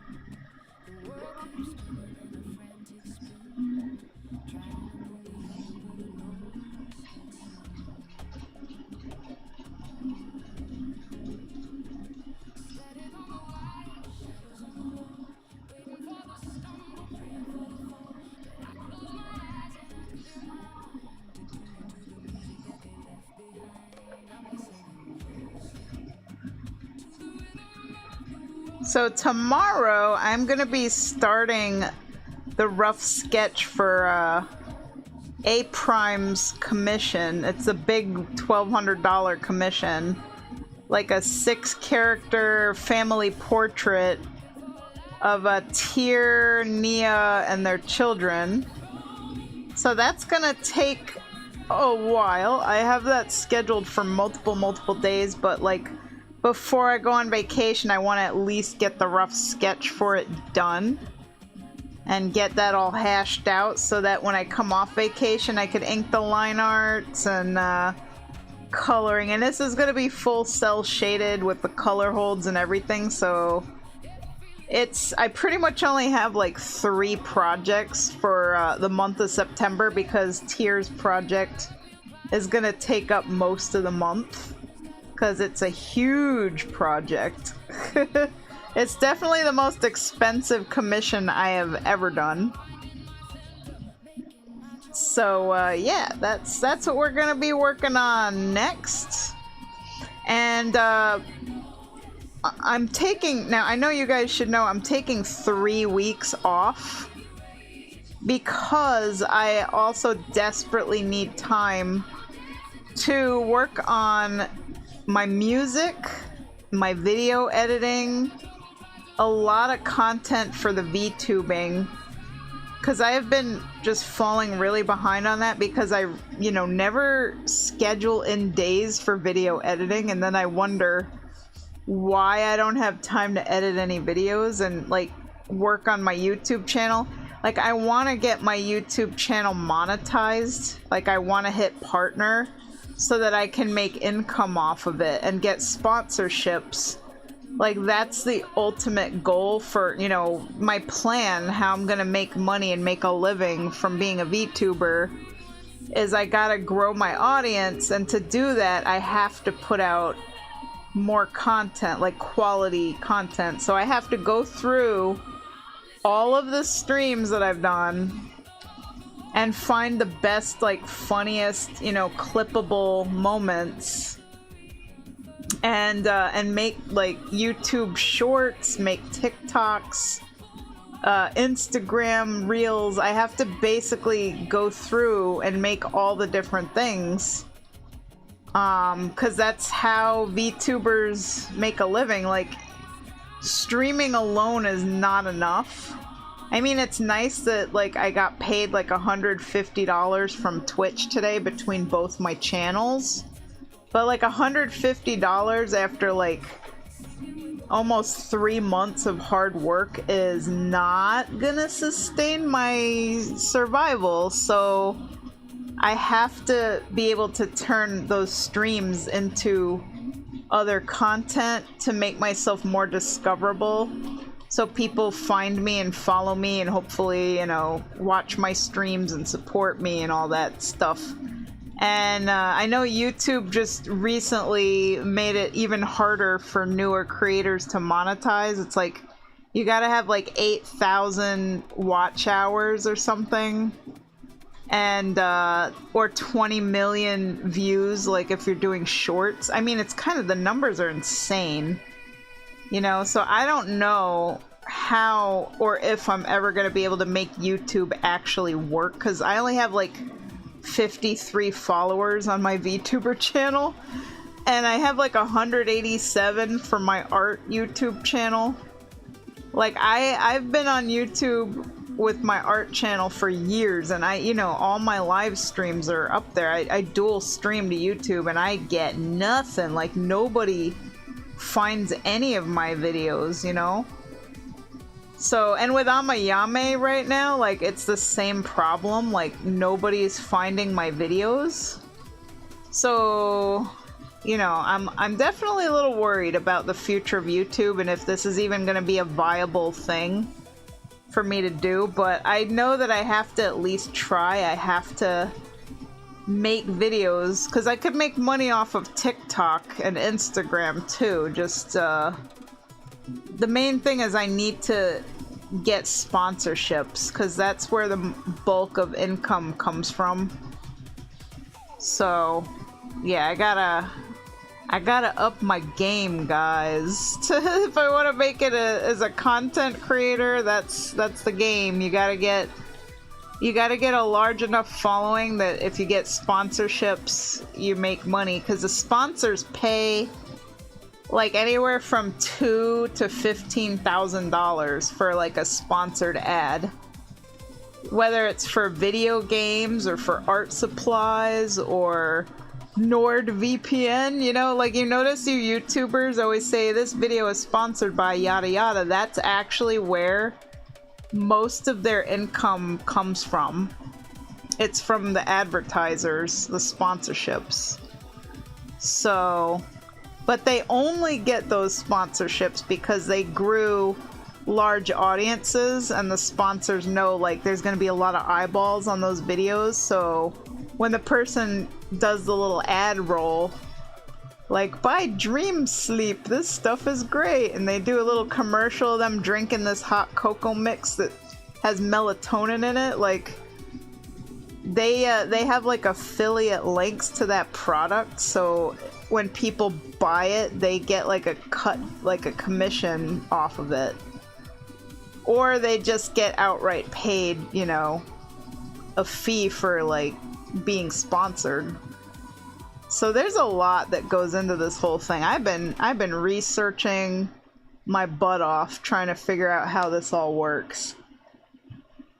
Oh yeah, Twitch with their freaking AI, and also YouTube lately has been going after VTubers, like marking them as inauthentic content, and their AI moderation has been like giving VTubers strikes and taking down VTubers channels. Savannah said, "Oh my god, when did I accidentally mute the stream? Hello." Oh. No worry, I've been yapping about all kinds of stuff. But yeah, like, I'm just honestly really worried about the future of all of this. Like, there is no real competitor for YouTube. And I wish there was, because YouTube keeps getting more and more egregious. You know, like lately there's been like VTubers losing their channels for the dumbest reasons. Like, one of the VTubers I watch reacted to that video about a guy killing mosquitoes, and she literally got a strike on her channel and got banned for 7 days. Meanwhile, YouTube is flooded with videos of people murdering insects in horrible ways, and YouTube doesn't do anything about them, and that original video with the mosquitoes is still up. You know? And I saw it too. That video was going around. It was the person who was like serial killer murdering mosquitoes and then putting them in a notebook, like taping them in there and numbering it. That's the video that this VTuber got banned for a week. She literally got a strike on her channel for reacting to that. I mean, it's insane. And the other thing with YouTube is the censorship now, like the self-censoring that people have to do. Like, people are afraid to utter a curse word, you know, like they're having to censor every single thing they say and come up with like alternate words to just have regular adult conversations to describe stuff. Even talking about history, people's channels could get in trouble for mentioning like certain names of historical people, you know? It's getting a little scary just how like draconian and strict things are getting, you know, for content creators, and also constantly having to wonder if they're gonna get a strike on their channel because, you know, you use like any third-party content at all and you could get like copyright strikes and this and that. It's getting difficult. Like, I pretty much stopped doing react streams on my VTuber, like the funny react to meme videos, because I've already gotten like one of my videos, YouTube warned me about it and they had to edit stuff out because I reacted to like Whose Line Is It Anyway, like a clip from that. And also I played the Indian Titanic meme, and it dinged me for the Titanic song, even though it was like a parody. And so it let me edit the video to like remove those parts entirely, and then the video went back up and it was okay.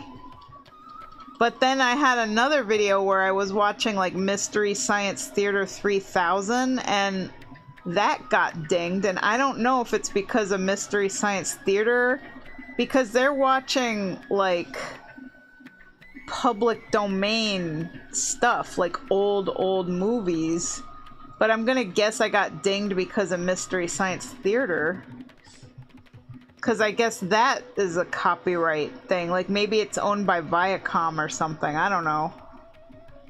But all I know is, like, I've been, you know, my channel has already gotten a warning, and I'm just, like, a hair's breadth away from getting a strike for just doing React content, so I'm pretty much gonna steer away from React content unless I know it's community commons and it's like absolutely safe to react to it. Because at this point, it's not worth it, you know? It's not worth like losing your channel, unfortunately.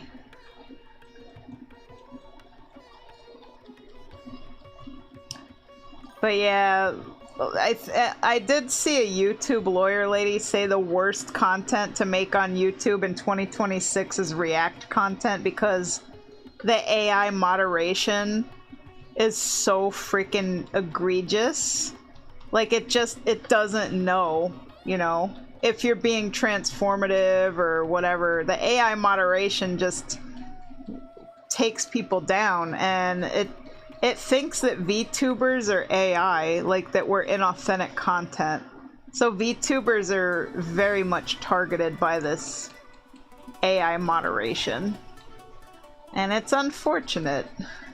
So I don't know if my YouTube channel is ever gonna really take off, but despite all of this, I'm still gonna try.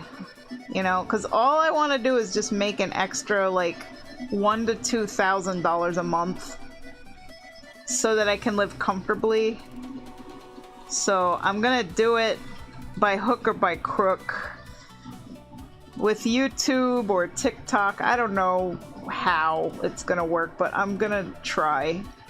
I gotta try. That's that's all I could do, right? I could just try.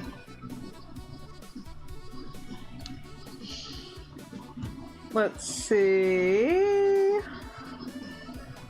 Most people read stuff they find and react to it. Totally not drama stuff from Reddit. VTubers are facing problems from both Twitch and YouTube. Yeah. Oh yeah, that is a content that I see a lot of VTubers do, because it's the one React content you can't get in trouble for is I see them reacting to like Twitter posts, Blue Sky posts, and Reddit posts of just drama.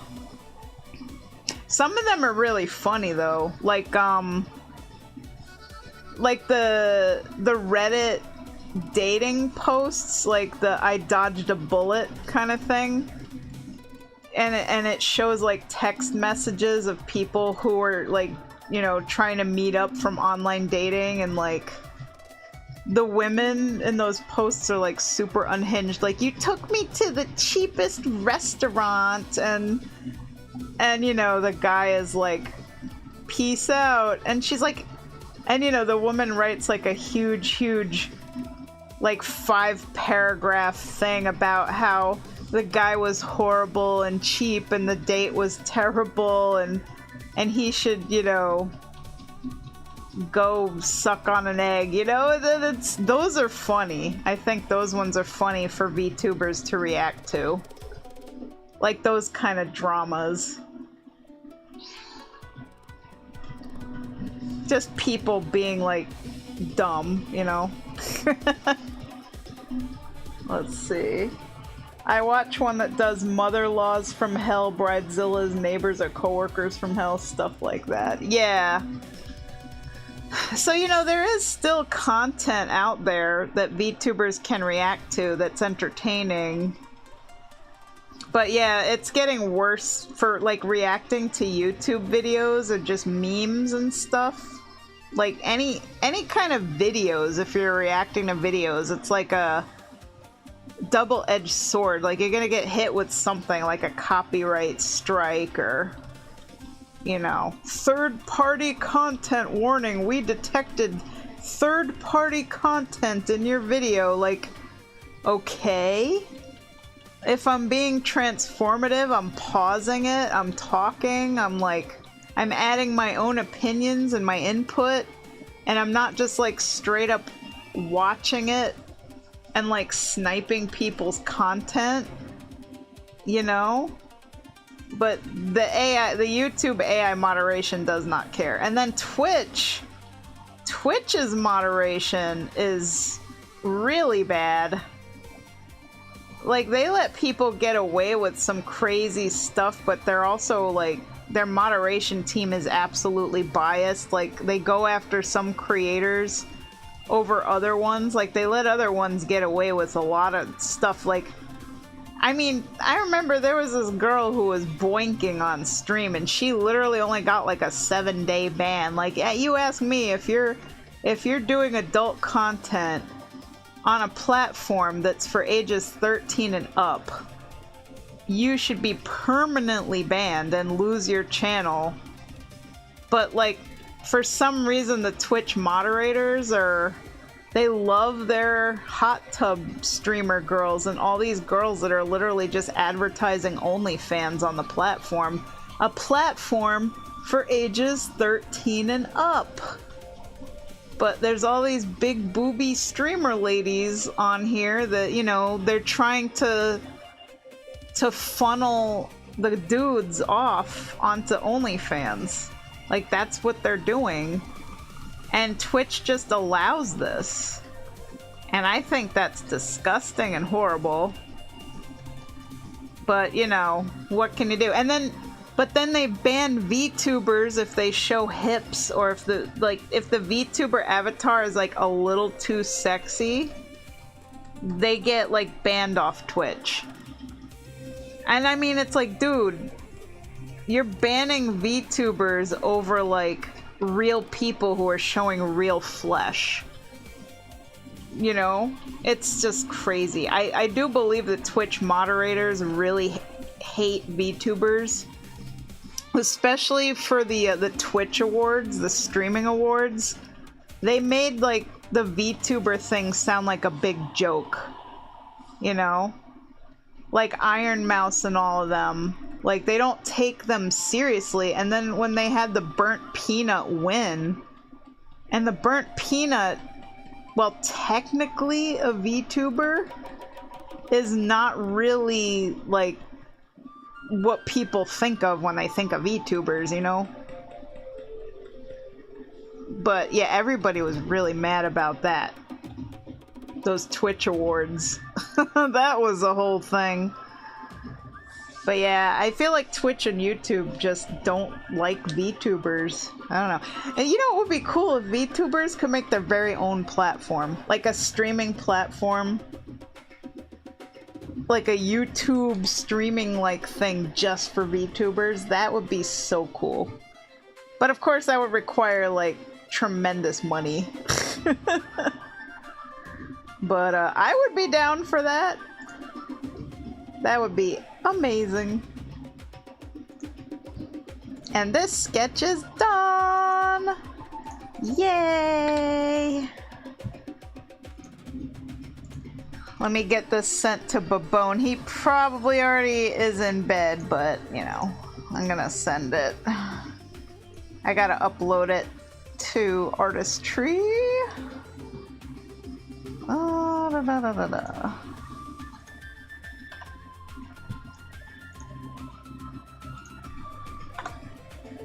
Let's see. Chumpet says, I watch one that does... Oh, wait, I already read that. Yeah. But yeah, I'm definitely going to have to get more creative with React content on my VTuber for sure. Because I did read that if you find videos on YouTube, you can filter them and see if they're Creative Commons, and you can do a little research, figure out like if they have a license to them or if they're actually free for anybody to watch or react to. So as long as it's Creative Commons, then I should be fine. But I have to like do a little bit of research ahead of time just to make sure the videos that I react to are. And obviously I'm going to avoid reacting to videos about like murdering insects, which I wouldn't be reacting to that kind of stuff anyway, because apparently, you know, you get flagged for violent content for a video about people killing mosquitoes. I mean, that's crazy to me. Considering mosquitoes murder more humans on this earth than literally any other creature with diseases, It's just crazy. Oh my god.